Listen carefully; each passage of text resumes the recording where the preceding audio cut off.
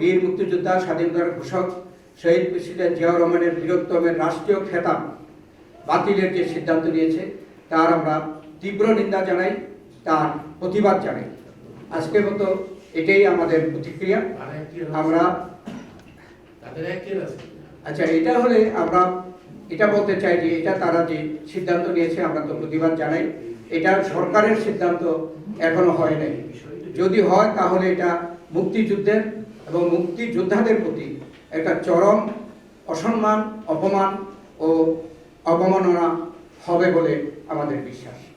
আমরা এটাই আমাদের প্রাথমিক প্রতিক্রিয়া। আমরা পরবর্তীকালে আপনাদেরকে আমাদের এই বিষয়ে আপনাদের বিস্তারিত জানাবো। 1 ফেব্রুয়ারি আন্তর্জাতিক গণমাধ্যম Al Jazeera all the prime minister's man শীর্ষক প্রচারিত অনুসন্ধান প্রতিবেদন সম্পর্কে দেশবাসী তথা বিশ্ববাসীর সাথে আপনারাও নিশ্চয়ই অবগত আছেন। ওই প্রতিবেদনে সরকার প্রধানের পৃষ্ঠপোষকতায় রাষ্ট্রের সর্বোচ্চ পর্যায়ে কতিপয় কর্মকর্তা ও ব্যক্তিদের বিরুদ্ধে দেশে বিদেশে তথ্য প্রমাণ সহ নানান দুর্নীতি ও নিয়মের চিত্র তুলে ধরা হয়েছে। প্রতিরক্ষা মন্ত্রণালয় সহ সরকারি সকল প্রতিবাদ বিবৃতিতে প্রতিবেদনে উল্লিখিত অভিযোগ সমূহের সুনির্দিষ্ট জবাব না দিয়ে রাজনৈতিক গুলির আড়ালে অভিযোগ সমূহকে প্রত্যাখ্যান করে ধামা চাপা দেওয়ার চেষ্টা করা হয়েছে। এমনকি জাতিসংঘের মতো আন্তর্জাতিক প্রতিষ্ঠানকে অপরাধ আড়ালের ঢাল হিসাবে ব্যবহার করায় হীন প্রচেষ্টা চালানো হয়েছে। বাংলাদেশ জাতীয়তাবাদী দল বিএনপি সরকারের ওই সকল বক্তব্যের গ্রহণযোগ্য এবং বিশ্বাসযোগ্য ব্যাখ্যার দাবি জানিয়েছে।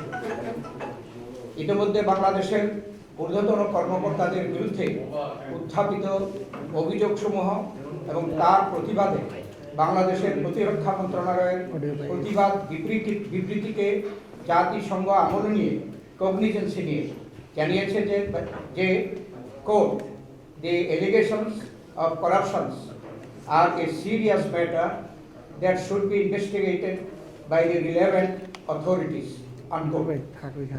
দুর্নীতির অভিযোগ সংশ্লিষ্ট যথাযথ কর্তৃপক্ষকে তদন্ত করার আহ্বানের পাশাপাশি জাতিসংঘ জানিয়েছে যে শান্তিরক্ষা মিশনে বাংলাদেশ কন্টিনজেন্ট কর্তৃক আল জাজিরার প্রামাণ্যচিত্রে যে ধরনের অত্যন্ত সংবেদনশীল টেলিফোনে আড়িপাতা ইলেকট্রনিক সরঞ্জামের কথা উঠে এসেছে, ওই ধরনের কোনো সরঞ্জাম ব্যবহারের বিষয় জাতিসংঘের সাথে বাংলাদেশের সম্পাদিত চুক্তিতে নেই।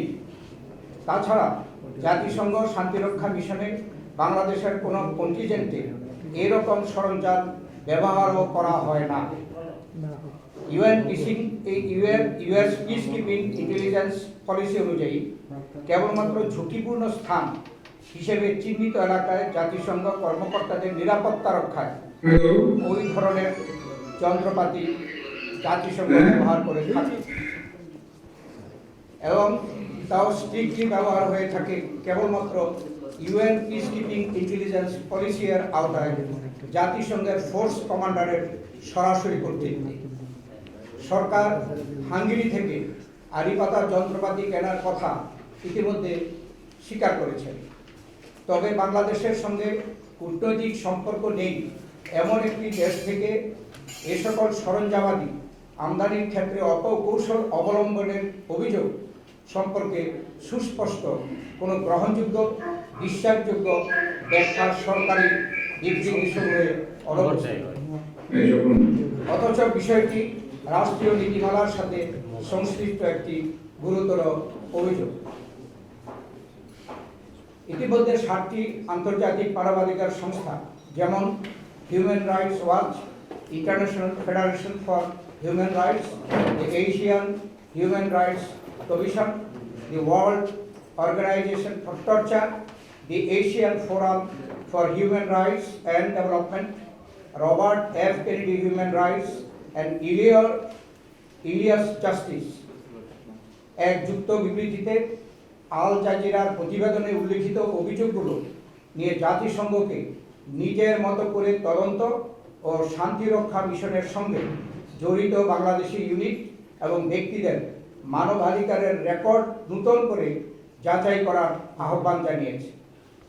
নিজ দেশে সংগঠিত কোনো অনিয়ম আড়াল করার জন্য জাতিসংঘকে ব্যবহার না করার জন্য ব্যবস্থা নেওয়ার আহ্বান জানিয়েছে এবং সামগ্রিক পর্যালোচনার আগ পর্যন্ত জাতিসংঘ শান্তি মিশনে বাংলাদেশের অংশগ্রহণ বৃদ্ধি বিষয়ক আলোচনা স্থগিত রাখা উচিত বলেও ওই 7টি সংগঠন জাতিসংঘকে জানিয়েছে। প্রিয় সাংবাদিকবৃন্দ, একদিকে সরকার আল জাজিরার পুরা প্রতিবেদনকে মিথ্যা ও বানোয়াট বলে নাকচ করে দিয়েছে, অপরদিকে দায়সারাভাবে জাতিসংঘের কর্তৃক তদন্ত আহ্বানে অনাপত্তি জানিয়ে বলেছে তদন্ত হতেই পারে, এ ব্যাপারে আমাদের কোনো আপত্তি নেই। সরকারের কোনো কর্মকর্তার বিরুদ্ধে অভিযোগ উঠলে আমরা অবশ্যই তদন্ত করব, তবে তদন্তের জন্য জাতিসংঘ সরকারের কাছে আনুষ্ঠানিকভাবে কোনো অনুরোধ জানায়নি আনকোট। আবার অন্যদিকে আল জাজিরার বিরুদ্ধে মামলা করার হুমকি দিয়ে পররাষ্ট্রমন্ত্রী বলেন সেখানে তথ্যগত ভুল আছে, সেগুলো আমরা তুলে ধরব এবং আমরা মামলা করব, এটা আমরা সেটার জন্য কাজ করছি আনকোট। অর্থাৎ আল জাজিরার প্রতিবেদনে উল্লিখিত অভিযোগগুলো সত্যতা যাচাই না করে সরকার প্রতিবেদনটিকে ঢালাওভাবে মিথ্যা বানোয়াট হিসাবে আখ্যায়িত করেছে, অথচ সঠিক তথ্যের প্রকাশই হচ্ছে ভুল তথ্যের জবাব। আর অপপ্রচার থেকে ভাবমূর্তি পুনরুদ্ধারের উপায় হচ্ছে আসল তথ্য তুলে ধরা। কিন্তু সরকার প্রতিবেদনের মূল বিষয়বস্তু উজ্জ্বল রেখে খণ্ডিত তথ্য অথবা প্রান্তিক বিষয়ের উপর ভর করে ষড়যন্ত্রের তথ্য প্রকাশ করে চলেছে। যদিও তথ্যচিত্রটি সম্প্রচারের আগে অভিযুক্তদের আত্মপক্ষ সমর্থনের সুযোগ দেওয়া হয়েছিল, যা তারা উপেক্ষা করেছে। প্রিয় সাংবাদিকবৃন্দ, বাংলাদেশ সেনাবাহিনী আমাদের গর্ব। 26শে মার্চ 1971 পাকিস্তান হানাদারি বাহিনীর বিরুদ্ধে সশস্ত্র বিদ্রোহের মাধ্যমে গড়ে ওঠা বাংলাদেশ সেনাবাহিনী আমাদের অহংকার। নানা প্রাকৃতিক দুর্যোগ ও জাতীয় সংকটে অকাতরে কাজ করে যাওয়া এই দেশপ্রেমিক বাংলাদেশ সেনাবাহিনী তথা প্রতিরক্ষা বাহিনী সর্বদা জনগণের প্রশংসা কুড়িয়েছে। কোনো ব্যক্তি বা গোষ্ঠীর দুর্নীতি বা নৈতিকতা বিবর্জিত কর্মের কারণে রাষ্ট্রের সংবেদনশীল এই মহান প্রতিষ্ঠানের ভাবমূর্তি ক্ষুণ্ণ হওয়া কোনোভাবেই মেনে নেওয়া যায় না।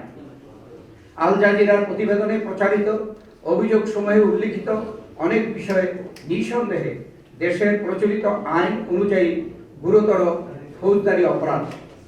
দেশে ও বিদেশে, দেশে ও দেশের বাইরে একাধিক দেশে এইসব অপরাধ সংঘটিত হওয়ার সংবাদের কারণে উল্লিখিত অভিযোগ সমূহ আন্তর্জাতিক ফৌজদারি অপরাধে রূপ লাভ করেছে।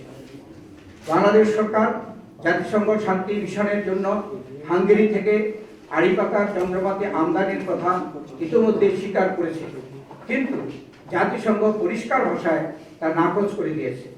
এখন জনমনে প্রশ্ন, অবৈধভাবে আমদানিকৃত ওইসব আড়ি পাতা ও নাগরিকদের ব্যক্তিগত গোপনীয়তার অধিকার লঙ্ঘনের সরঞ্জামাদি কাদের বিরুদ্ধে ব্যবহার করা হচ্ছে?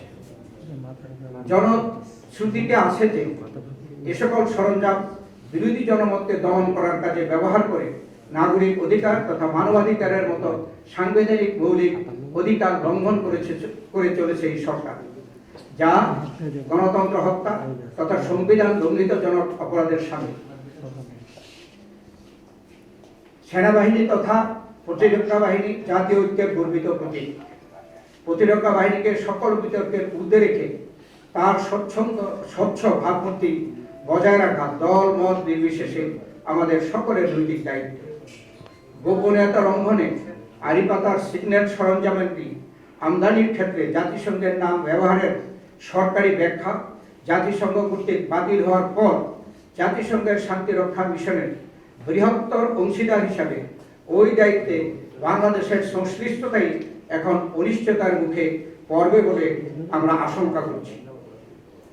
এরূপ আশঙ্কার মধ্যেই জাতীয় ঐক্যের প্রতি আমাদের প্রতিরক্ষা বাহিনী তথা আমাদের মাতৃভূমি বাংলাদেশ হারিয়ে ফেলতে পারে তার আন্তর্জাতিক গ্রহণযোগ্যতা, ভাবমূর্তি ও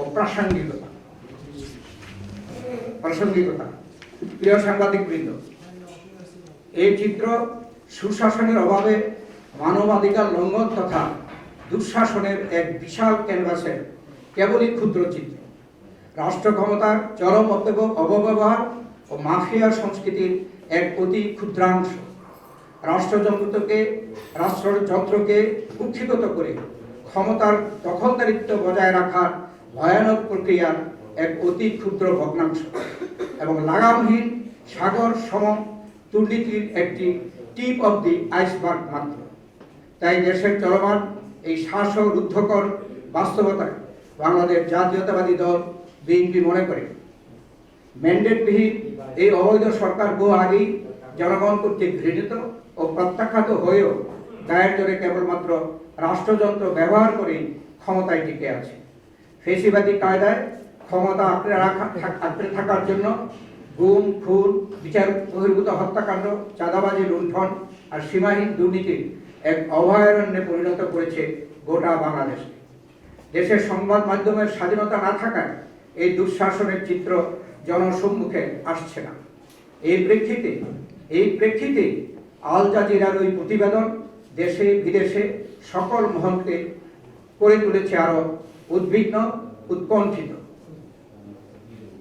7টি আন্তর্জাতিক মানবাধিকার সংস্থা জাতিসংঘকে এই বিষয়ে জাতিসংঘের নিজস্ব পদ্ধতিতে যে তদন্ত করার আহ্বান জানিয়েছে, আজকের এই সম্মেলনের মাধ্যমে বিএনপি তার প্রতি পূর্ণ সমর্থন ঘোষণা করছে এবং জাতিসংঘকে তার নিজস্ব পদ্ধতিতে আল জাজিরার প্রতিবেদনে উল্লিখিত অভিযোগের বিষয়ে আশু তদন্তের আহ্বান জানাচ্ছে। আল্লাহ হাফেজ। বাংলাদেশ জিন্দাবাদ। আপনাদের সকল